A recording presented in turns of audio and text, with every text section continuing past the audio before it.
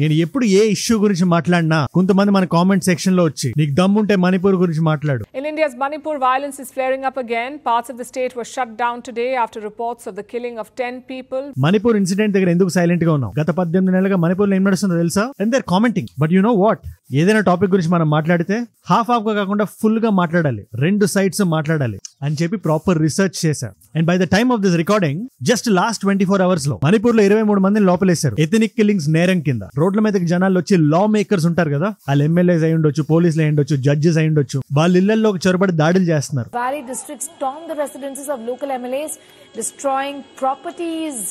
Mob stormed the MLA Sapam Nishikanta's house. చాలా దీన స్థితిలో 5 మంది బాడీస్ దొరికాయి. అందులో ఒక 2 సంవత్సరాల పాప కూడా ఉంది. 2 సంవత్సరాలు, 2 years. వీళ్ళని November 11th హాస్టేజ్ గా తీసుకున్నారు. అక్కడ ఉండే ట్రైబల్ ప్రొటెక్షన్ ఫోర్స్ అని పేరు పెట్టుకుని ఆడవాళ్ళు రోడ్ల మీదకి వచ్చారు. మాకు అన్యాయం జరుగుతుంది, గవర్నమెంట్ మమ్మల్ని పట్టించుకోవట్లేదని చెప్పి 7 districts లో ఇంటర్నెట్ కట్ చేశారు అండ్ కర్ఫ్యూని ఇంపోజ్ చేశారు. ఇదంతా దేనికి? ఈ ఎంటైర్ సిచువేషన్ రివ్యూ చేయడానికి హోమ్ మినిస్టర్ అమిత్ షా గారు ఒక పెద్ద మీటింగ్ పెట్టారు. It's happening now. అక్కడ ప్రస్తుత సీఎం బీరేన్ సింగ్ గారితో రూలింగ్ లో బీజేపీ లెడ్ కోalition ఉంది. దాని నుంచి ఎన్పీపీ అని నేషనల్ పీపుల్స్ పార్టీ అని ఉంటుంది, అది ఎగ్జిట్ ఇచ్చేసింది. సో అక్కడ పాలిటిక్స్ మొత్తం మారిపోబోతున్నాయి.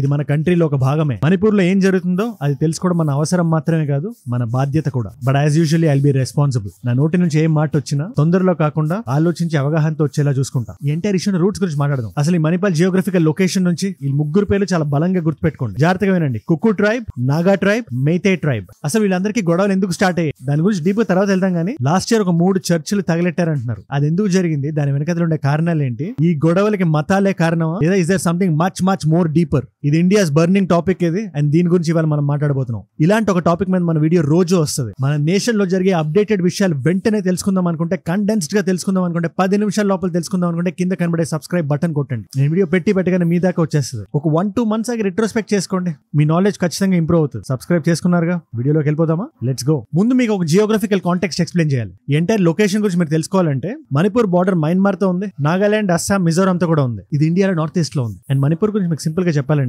ఒక క్రికెట్ గ్రౌండ్ కి చుట్టూ ఆడియన్స్ ఎక్కడ కూర్చుంటారు మీకు తెలుసు కదా. ఆ ఆడియన్స్ అంతా కొండలు అనుకుంటే, వ్యాలీ ఏరియా ఏదైతే ఉందో అక్కడ ప్రిడామినెంట్ గా మెయితే అనే ట్రైబ్ ఉండేది. ఈ చుట్టూ ఉండే కొండల్లో Kuki tribes and then Naga tribes ఉండేవాళ్ళు. వీళ్ళ ముగ్గురికి వాళ్ళ చరిత్రలు ఉన్నాయి. వాళ్ళు బలంగా నమ్మేది ఈ ల్యాండ్ మాది అని కుక్కు వాళ్ళంటే, కాదు ఈ ల్యాండ్ మాది అని నాగా వాళ్ళు అంటారు. సో ఆ ల్యాండ్ ఓవర్లాప్ అనేది ఉంటుంది. దానివల్ల వాళ్ళిద్దరి మధ్యలో గొడవలు జరుగుతూనే ఉంటాయి. 18 నెలలుగా జరుగుతున్న గొడవలకు కారణం ఒక్కటే కాదు. ఇన్ఫాక్ట్ ఎర్లీ 1700s వరకు దాని పేరు మణిపూర్ కూడా కాదు, కాంగ్లే పాక్ అని ఉండేది. దాని రాజు పామ్ హేబా అనే వ్యక్తి ఆయన హిందూయిజం వైపు బాగా అట్రాక్ట్ అయ్యి హిందూయిజం లోకి మారి ఈ కాంగ్లే పాక్ అనే పేరుని మణిపూర్ గా మార్చాడు. ఇన్ఫాక్ట్ తన సొంత పేరుని కూడా మార్చేసుకున్నాడు, గరీబ్ నవాజ్ అని. మణిపూర్ స్టేట్ రిలీజియన్ హిందూయిజం చేసి పక్కన టైంలో మయన్మార్ ఉండేది కదా, దాన్ని అప్పట్లో బర్మాన్ పిలిచేవాళ్ళు. ఆ బర్మాన్ కూడా ఆక్రమించేసుకొని ఆల్మోస్ట్ ఆ టైంలో అన్ని బాగా కలిపేశాడు. కాకపోతే ఇక్కడ ఇష్యూ ఎక్కడ వచ్చిందంటే, ఇవన్నీ పేరుకి వేరు దేశాలైనా కూడా అక్కడ ఉండే వాళ్ళందరూ ట్రైబ్స్, కొండల్లో ఉండేవాళ్ళు. వాళ్ళకి ఒక ప్లేస్ అంటూ ఉండదు. వాళ్ళ రిసోర్సెస్ అయిపోయిన తర్వాత వాళ్ళు ఇక్కడ వాళ్ళు అక్కడికి, అక్కడ వాళ్ళు ఇక్కడికి మారుతానే ఉంటారు. 1751 లో ఆయన చనిపోయిన తర్వాత ఈ బర్మా ఏదైతే కోపంతో ఉందో, మమ్మల్ని ఆక్రమించేసుకున్నాడు ఈ రాజ్ అని చెప్పి వీళ్ళందరూ స్లోగా ఆ మణిపూర్ ఏదైతే ఉందో ఆ మణిపూర్ మొత్తాన్ని ఆక్రమించేసుకున్నారు. ఆ టైంలో మణిపూర్ ప్రజలు మిజోరాంకి, త్రిపురకి, అస్సాంకి షిఫ్ట్ అయిపోయారు. అందుకే ఇప్పటికి కూడా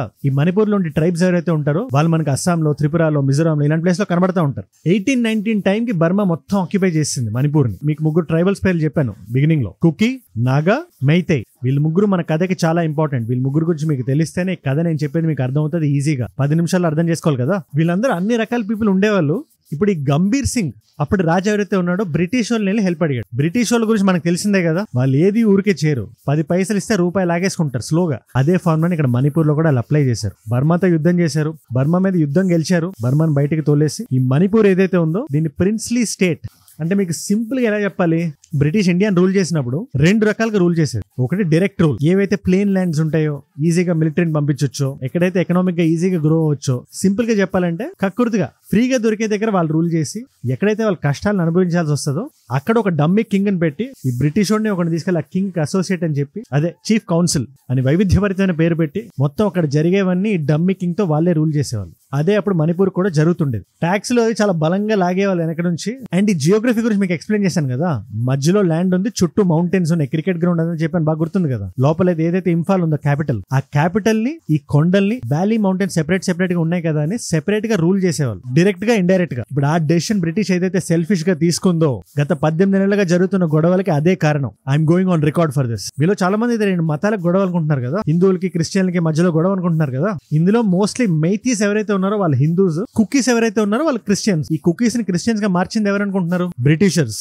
చెప్తా, క్లియర్ గా చెప్తా, జాగ్రత్తగా వినండి. గట్టిగా మాట్లాడితే వాళ్ళ కుకీ అనే పేరు ఇచ్చిందే బ్రిటిషర్స్. పక్కనుండే మయన్మార్ లో ఇదే ట్రైబ్, ఇదే కుకీ ట్రైబ్ ని చిన్స్ అని పిలుస్తారు. సో పేర్లే డిఫరెంట్, మనుషులందరూ సేమ్. పేరు ఇచ్చింది బ్రిటిషర్స్. వాళ్ళు ఈజీగా లొంగట్లేదని బ్రిటిషర్స్ తో గొడవలు పెట్టుకుంటున్నారని. ఎందుకంటే వరల్డ్ వార్ 1 స్టార్ట్ అయినప్పుడు వీళ్ళందరూ కలిసి ఈ బ్రిటిషర్స్ మణిపూర్ నుంచి 2000 మంది సైన్యాన్ని పట్టుకెళ్లారు. అందులో కుకీస్ కూడా ఉంటారనుకున్నారు, ఎందుకంటే చాలా గట్టిగా ఉంటారు మనుషులు అండ్ చాలా స్ట్రాంగ్ గా ఫైట్ చేస్తారని. బట్ వీళ్ళు ఒప్పుకోలేదు. మేము ఫైట్ చేస్తే గీస్తే మా ట్రైబ్ కోసం ఫైట్ చేస్తాం, మా ట్రైబ్ కి ఏదైనా ఆపద వచ్చినప్పుడు ఫైట్ చేస్తాం, కానీ మీ దగ్గరికి వచ్చి మేము ఫైట్ చేయమని చెప్పి వాళ్ళు బ్రిటిషర్స్ తో గొడవ పెట్టుకుని ఒక చిన్న మినీ యుద్ధం కూడా జరిగింది ఆ టైంలో. 1919 నుంచి 1925 మధ్యలో.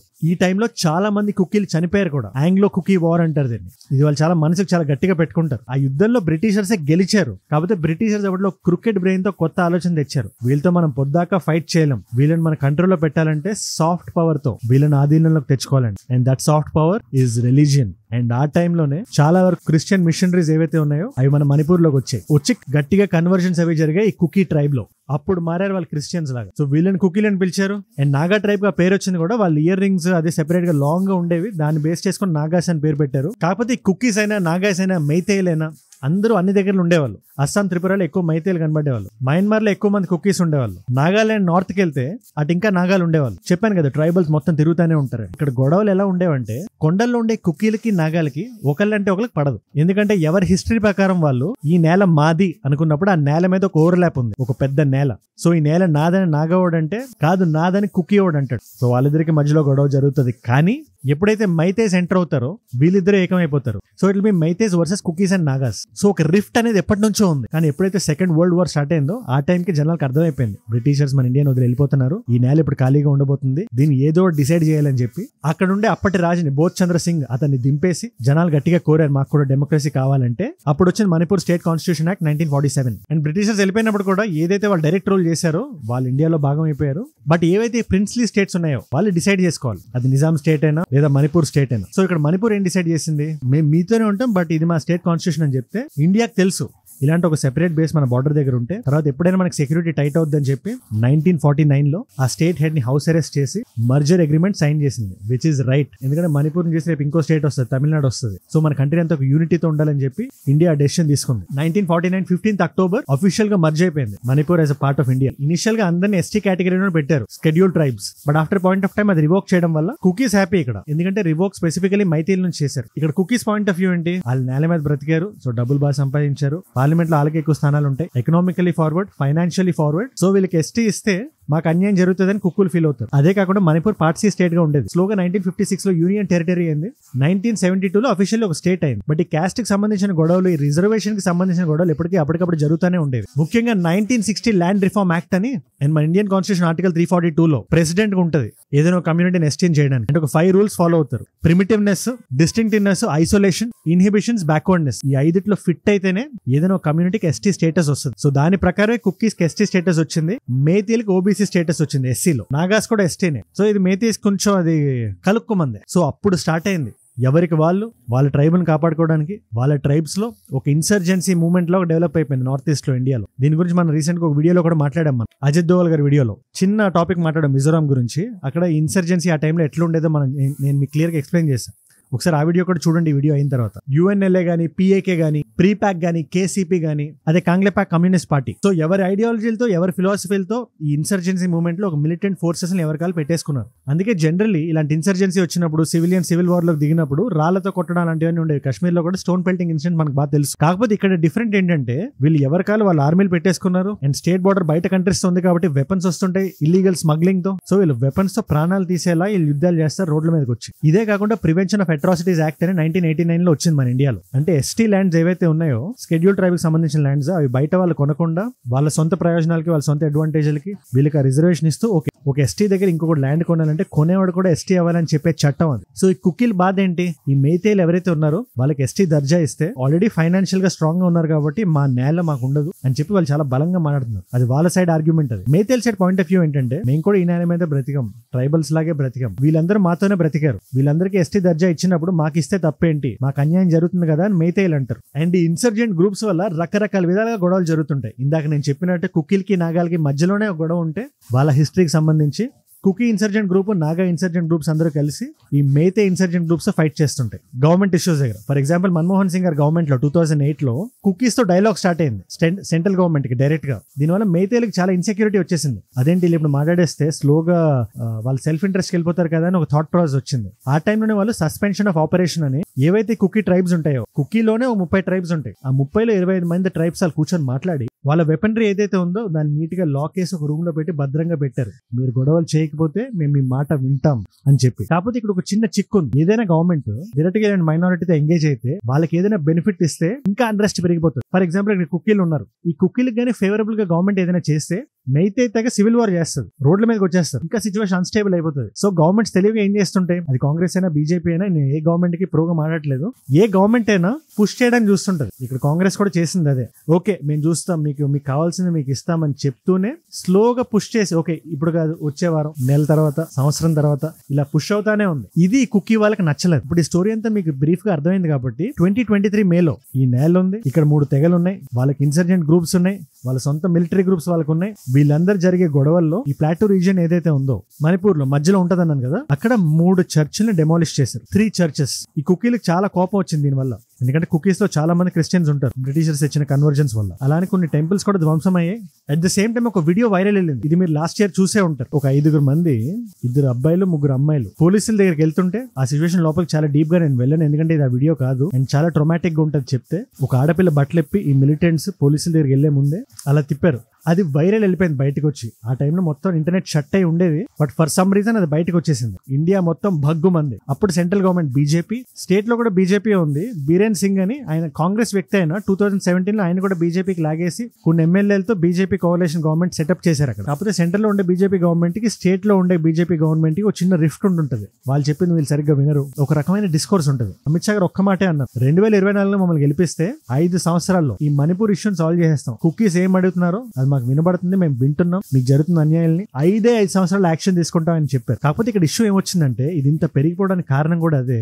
80 రోజులు లాస్ట్ ఇయర్, ఈ న్యూస్ ఎప్పుడు బయటకు వచ్చిందో లాస్ట్ ఇయర్ మే నుంచి 80 రోజుల పాటు నరేంద్ర మోడీ గారు చాలా సైలెంట్ గా ఉన్నారు.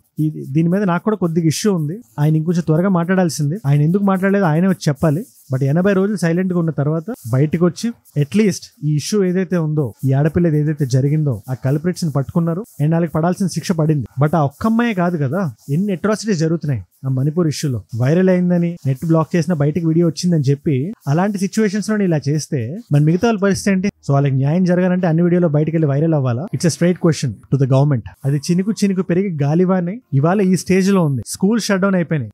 మన కంట్రీలో ఒక పార్ట్ అది మణిపూర్. అదేదో కార్నర్ లో ఉందని అది అలా ఇగ్నోర్ చేసేయడం కరెక్ట్ కాదు. వాళ్ళకి సరైన చదువు ఉండట్లేదు, వాళ్ళ పిల్లలు సరైన అట్మాస్ఫియర్ లో పెరగట్లేదు, సరైన సదుపాయాలు లేవు, ఇంటర్నెట్ షట్ డౌన్ అయి ఉంది. వాళ్ళ బాధ బయటకు చెప్పుకుందాం అంటే చెప్పుకోలేరు. ఈ బీరేన్ సింగ్ గారు బయటకు వచ్చి ప్రాబ్లమే లేదు, ఇష్యూ లేదు అంటారు, అసలు ఇమిగ్రేషన్ సమస్య లేదంటారు. కాకపోతే అఫీషియల్ ఇన్ఫర్మేషన్ డిఫరెంట్ స్టోరీలు చెప్తుంటాయి. ఈ తెగలు ఎక్కడ పడితే అక్కడికి వెళ్ళి ఉంటుంటాయి కదా. మెయితై పీపుల్ సంఖ్య గత కొన్ని సంవత్సరాల్లోనే 60% నుంచి 49% పడిపోయింది. కుక్కు తెగ వాళ్ళు అదే ఏరియాలో 1% నుంచి 29% పెరిగారు. సో ఇల్లీగల్ ఇమిగ్రేషన్ లేకపోతే ఎలా పాసిబుల్? ఇది స్మగ్లింగ్ ఇష్యూ ఉంది. ఒక గోల్డెన్ ట్రయాంగిల్ అంటారు, చైనా, థాయిలాండ్, ఇండియా. అక్కడ జరుగుతున్న క్రైమ్స్ ఇంకెక్కడా జరగవు. దాని గురించి ఒక సెపరేట్ వీడియోనే చేయాలి. అక్కడ ఉండే ప్రజలందరూ చెప్పే మాట ఒకటే, ఈ సీఎం అని మేము నమ్మం. ఎందుకంటే బీరేన్ సింగ్ అనే వ్యక్తి మేతే తెగకి సంబంధించిన వ్యక్తి ఆయన. Most Kuki groups do not trust the chief minister. They have accused him of fanning the flames. On Monday, 10 Kuki Zo MLAs. So ఈ కుక్కులకి ఎప్పుడు ఆయన మీద ఒక అనుమానం ఉంటుంది. ఆయన ఏం చేసినా ఆయన అడ్డుకుంటారు. ఆయన రిజైన్ చేస్తే గానీ మాకు సొల్యూషన్ దొరకదని వాళ్ళు అంటారు. సెంట్రల్ గవర్నమెంట్ అయితే తన సైడ్ నుంచి చేయాల్సిన ప్రతిదీ చేస్తుంది. ఒక 4 మెంబర్ కమిటీని వేసింది. అజయ్ లంబా అనే వ్యక్తి లీడ్ చేస్తున్నారు ఆ టీమ్ ని. ఈ జరుగుతున్న ఇష్యూస్ కి మెయిన్ రూట్ కాజ్ ఏంటి అని అందులో 6 కేసెస్ ని సెపరేట్ గా అండర్లైన్ చేసి పెట్టుకుని కాన్స్పిరసీ టు వైలెన్స్ యాక్ట్ కింద సిబిఐకి అప్పచెప్పింది. మణిపూర్లోనే జిరిబామ్ అండ్ జిరాన్ డిస్ట్రిక్ట్స్ ఉంటాయి. అక్కడ ఏం జరుగుతున్నాయి నేను ఈ వీడియోలో కూడా మీకు చెప్పలేను. అదంతా డేంజరస్ విషయాలు అవి. ఇవాళ రోజున దీనికి ఒక సొల్యూషన్ రావాలంటే గవర్నమెంట్ ఏ స్టెప్స్ తీసుకోవాలి, దానికి మీకు వచ్చిన రీజనింగ్ ఏంటి? ఎందుకంటే ఈ పర్టికులర్ సిచ్యువేషన్ లో కమ్యూనల్ పాలిటిక్స్ అని జనరల్ గా బీజేపీ అని అంటారు. బట్ ఇక్కడ కాంగ్రెస్ చేస్తున్నది ఏంటి? చర్చలను అడ్డంగా పెట్టుకొని చర్చల్లో ఇవి జరుగుతున్నాయని చెప్పి లోపల ఉండే హిందువులకి క్రిస్టియన్ కి మధ్యలో గొడవలు పెడుతున్నారు. రాహుల్ గాంధీ గారు బహిరంగంగా సభలు పెట్టి అవే చెప్తుంటారు కదా. ఏ పొలిటీషియన్ అయినా, ఏ పార్టీ అయినా, అది బీజేపీ అయినా, బీజేపీ కూడా అన్ని స్టెప్స్ పర్ఫెక్ట్ గా తీసుకోలేదు. ఇక్కడ తీసుకుంటే ఇవాళ ఇలా ఉండేది కాదు. అట్ ద సేమ్ టైం ఇలాంటి ఇష్యూ వచ్చినప్పుడు రాహుల్ గాంధీ లాంటి వ్యక్తిని కూడా గుడ్డిగా నమ్మకూడదు. దీనికి ఆన్సర్ హేట్ కాదు, దీనికి ఆన్సర్ స్ట్రాటజిక్ సొల్యూషన్. కొన్ని 100 సంవత్సరాలుగా వస్తున్న ఇష్యూస్ ఎవరి రాజకీయ లబ్ధికి వాళ్ళు వాడుకొని ఆ ఇండిజినస్ ట్రైబ్స్ ని ఒకరి ప్రాణాలను ఒకరు తీసుకునేలా చేస్తున్నారు. ఇది నాకు చెప్తుంటే చాలా బాధగా ఉంది, కానీ దీనికి నా దగ్గర ఆన్సర్ లేదు. మీకేనో తెలిస్తే ఆన్సర్ నాకు కింద కామెంట్స్ లో చెప్పండి. And I will see you in the next video. మీరు ఇక్కడ వరకు నా వీడియోలో వచ్చారంటే నా వీడియోస్ మిమ్మల్ని ఆకట్టుకుంటున్నాయి అండ్ మీరు ఒక వాల్యూ పొందుతున్నారు. Thank you so much for that. ఏదైనా రోజు కొత్త విషయాన్ని నేర్చుకోవడానికి మీరు ఉత్సుకత చూపిస్తున్నారు. అదే నాకు కొండంత ధైర్యాన్ని, బలాన్ని ఇస్తుంది. ఇలాంటి వీడియోస్ ఇంకా చేయడానికి మీరు ఇస్తున్న వాచ్ టైమ్ అండ్ రిటెన్షన్ ప్రాణం పెట్టి పనిచేసేలా చేస్తుంది. Trust me. అండ్ మీకు ఒక 2 కాంప్లిమెంటరీ వీడియోస్ కూడా పెడతా. ఒకటి రీసెంట్ గా మన పుష్ప సినిమా రిలీజ్ అయింది, దానికి సంబంధించి ఒక వీడియో. ఒకటి రీసెంట్ గా మన తెలంగాణలో క్యాస్ట్ సెన్సస్ జరుగుతుంది కదా, దానికి సంబంధించి మీరు ఏదైనా తెలుసుకుందాం అనుకుంటే ఈ పర్టికులర్ వీడియో చూడండి. అండ్ అదో వీడియో మహారాష్ట్ర ఎలక్షన్స్ వస్తున్నాయి, ఇతని కపుల్ ఆఫ్ డేస్ ఉన్నాయి. సో ఆ ఎలక్షన్స్ గురించి ఏమైనా తెలుసుకుందాం అనుకుంటే ఈ పర్టికులర్ వీడియో చూడండి. నాలెడ్జ్ ఇస్ పవర్, అదే మనల్ని ఎంపవర్ చేస్తుంది. సో జాగ్రత్తగా చూడండి. మనందరం కలిసి పెరగాలి, దేశ సమగ్రతని కాపాడాలి, కలిసి ఎదగాలి. Let us rise together, rise above communal politics, rise above violence, rise above hate. ఏ జూడ్ అంటే మనం. జై హింద్, జై భారత్, జై ఆంజనేయ.